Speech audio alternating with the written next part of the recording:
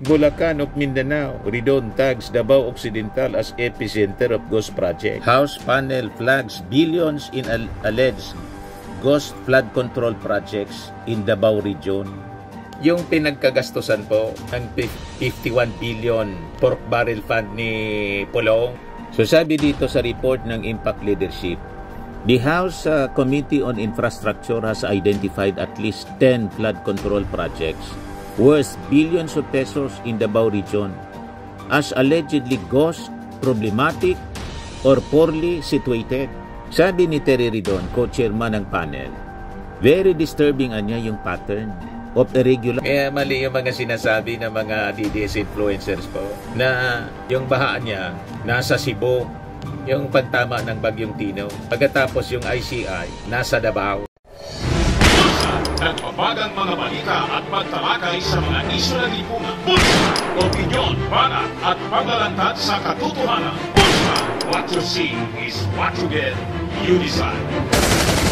So, mga kababayan, si Dante Maravillas. Sabi dito mga kababayan sa balita ni Bicol Saro, Party List Congressman Terry Ridon, yung Davao Occidental sa Davao City daw, epicenter na ghost flood control projects. Bulacan ug Mindanao. Ridon tags Davao Occidental as epicenter of ghost project. House panel flags billions in alleged ghost flood control projects in Davao region.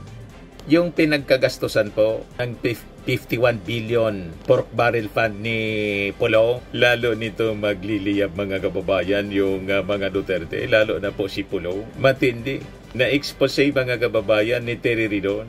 Sabi naman po, ang utak naman niya yan si Marcos Jr., si Bangag.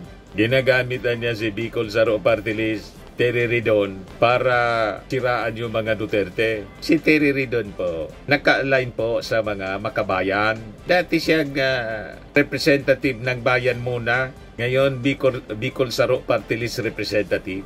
Anti-Marcos ang mga makabayan black.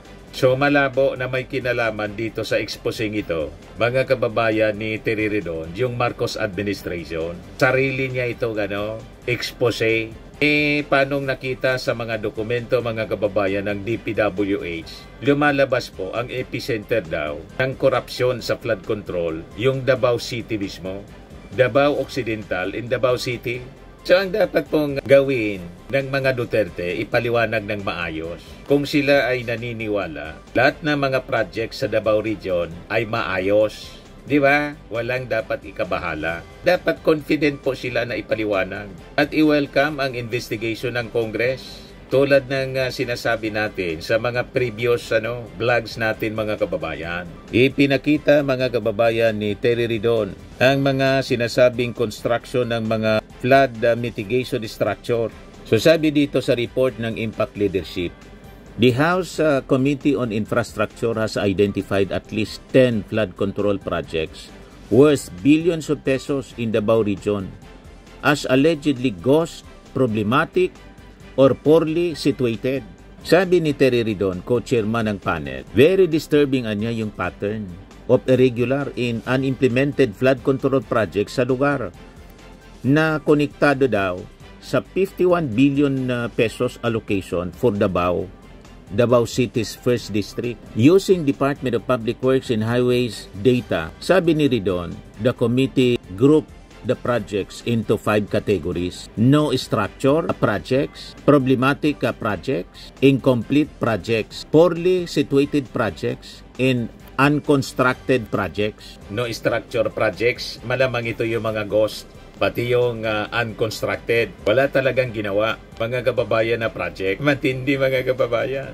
Naglalabasa na yung mga milagro sa 51 billion pork barrel fund ni Pulong. Talagang lalabas yan. Kasi po, yan ang lumalabas sa mga dokumento na nadiscover mismo based sa data ng DPWH. So sabi ni Terry Ridon, just like anya in Bulacan, where it was very clear that there were ghost projects, I think the ICI have every reason to inspect and investigate from the district engineer's office in these areas on what really happened on this project, sabi po ni Ridon.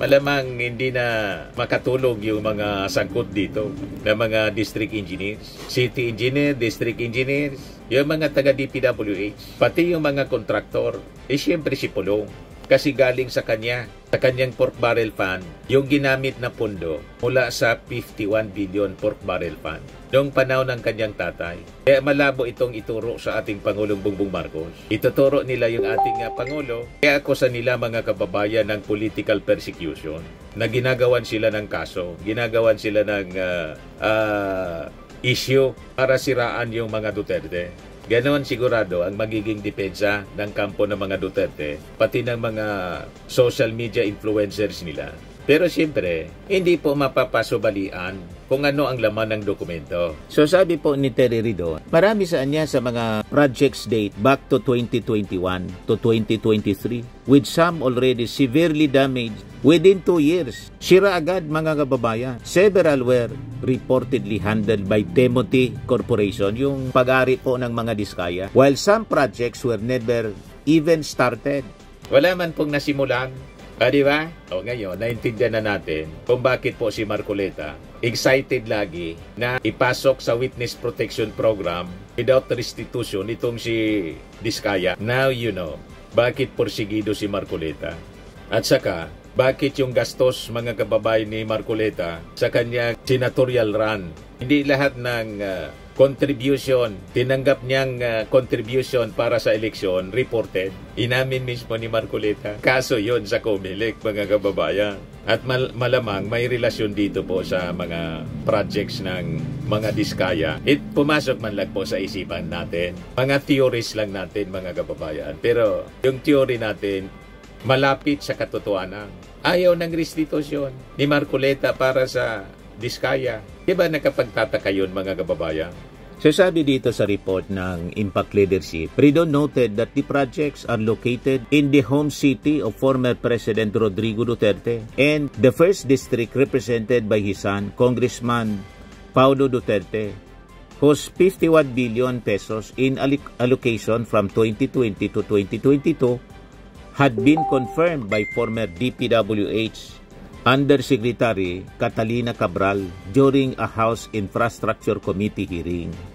Tapos, mga kababayan, may nagturo na at nakikita malinaw sa mga dokumento sa data mismo ng DPWH. So, sabi ni Ridon, if the epicenter anya ng mga ghost flood control project sa Luzon ay yung Bulacan, then the epicenter of ghost flood control project sa Mindanao is in Davao Occidental, where the DPWH reported no structure project, sabi po ni Ridon.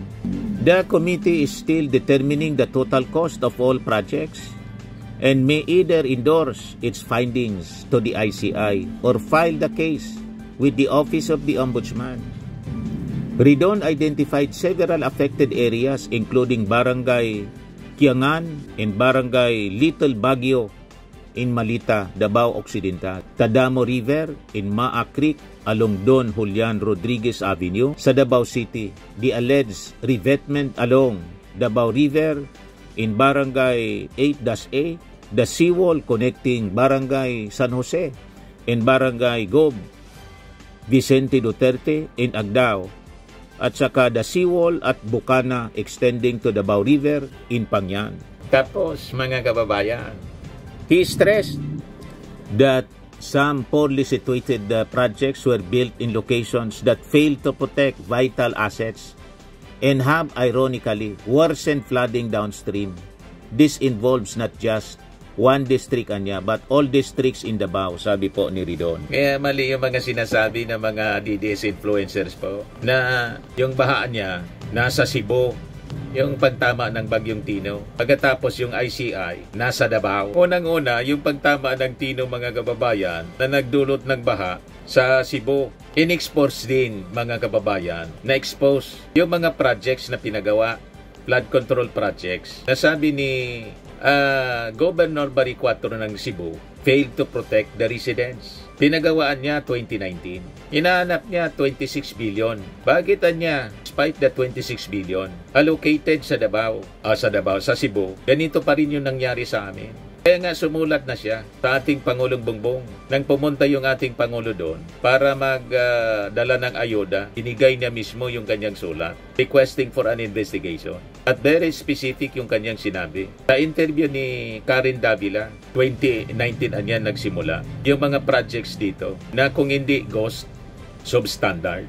You see? At saka yung pagpunta ng ICI doon po, tama lang. Kasi yung ICI naman po, ang mandato mag-imbestiga, hindi magdala ng ayuda. Pero, just the same yung ICI as requested by Bari 4, pupunta siyempre sa tamang panahon sa Cebu para tingnan ano nga ba nangyari sa mga flood control projects sa Cebu. Bakit ganun ang nangyari?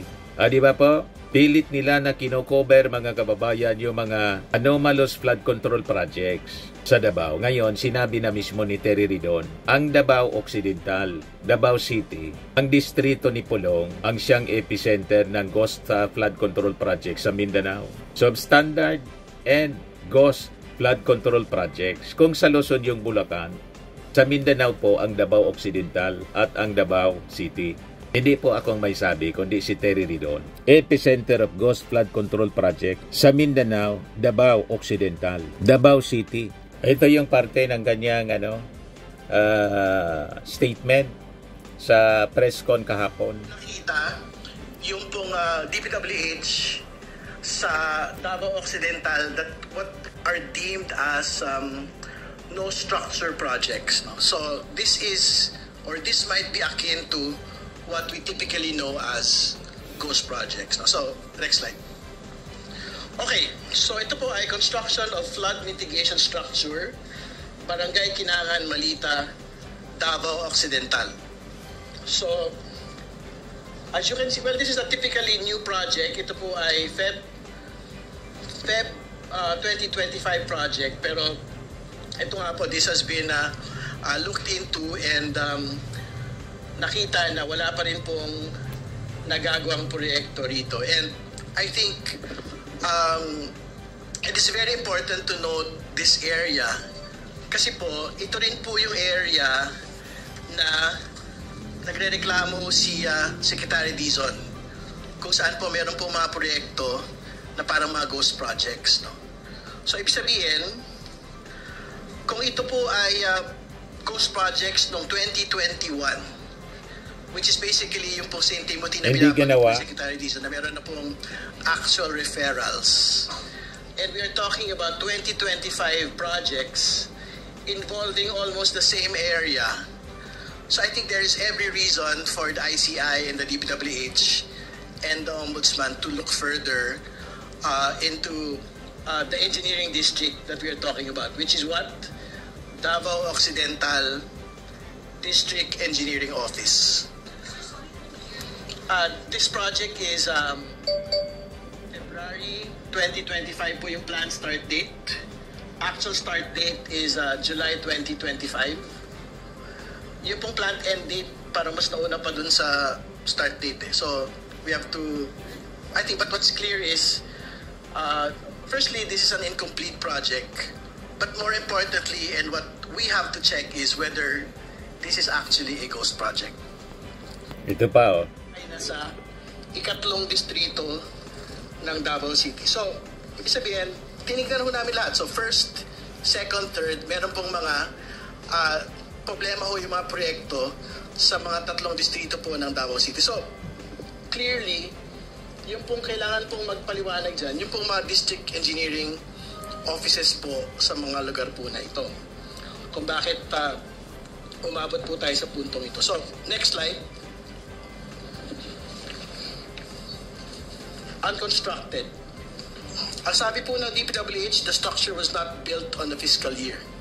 Pero we will see how it actually looks like the projects, how the projects actually look like today. Next slide. Construction of revetment along Talomo River, left bank, Davao City, December 1, 2021. Ito po yung itsura ngayon. Hindi pa rin daw po tapos yung pong proyekto. So, ang dami niyan mga kababayan. So ito yung magiging subject ng investigation. sa Congress at saka ng ICI mga kababayan. Na malamang sasabihin ng mga DDS, pinopolitika yung mga Duterte. Pag-imbestigasyon laban sa mga anomalous projects, sa kanila laging politika ang depensa. At anyway, makikita natin yan siyempre at makikita ng ating mga mamamayang Filipino kung ano talaga yung totoo. Nang sabi ni Terry Ridon, kung ang Bulacan epicenter ng mga ghost projects sa Luzon, ang Davao Occidental, Davao City, ang epicenter ng mga ghost projects sa Mindanao. Okay po? So abangan na lang natin yung mga susunod na developments ng balitang ito. Okay po? Naman po, Firmax Firming and Lifting Cream, pinapahid po sa mga pulses in affected area. Mainam po sa paninigas ng mga kaso-kasuan.